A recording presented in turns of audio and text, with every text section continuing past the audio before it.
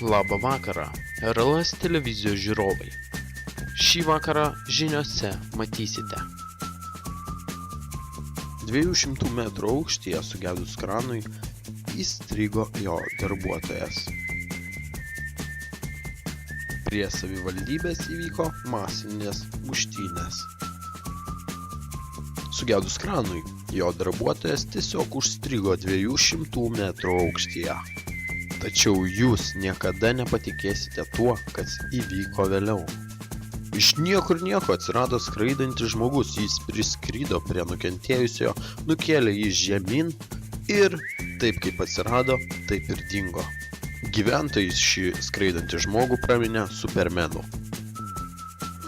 Aš kaip kiekvieną vakarą paprastai dirbau ir tik taip pyst kažkas per piso, žiūriu, nieks nebeveikia, kopėčių nėra. Ir ką daryt? Šaukiau, gelbėkit, atskrido kažkoks nesveikas.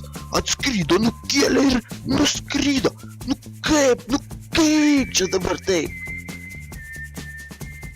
Šalia vyriausybės kilo didžiulės masinės muštynės. Nukentėjo daugelis daiktų buvusių vyriausybės kieme. Nuostoliai vis dar skaičiuojami. Tarp nukentėjusiųjų buvo gerai žinomų banditų, įtariame, kad jie šias muštynės ir sukėlė. Šio vakaro žinias baigėme. Jas vedžiau aš, Karolis Egzotik. Viso geriausio ir ačiū, kad žiūrėjote.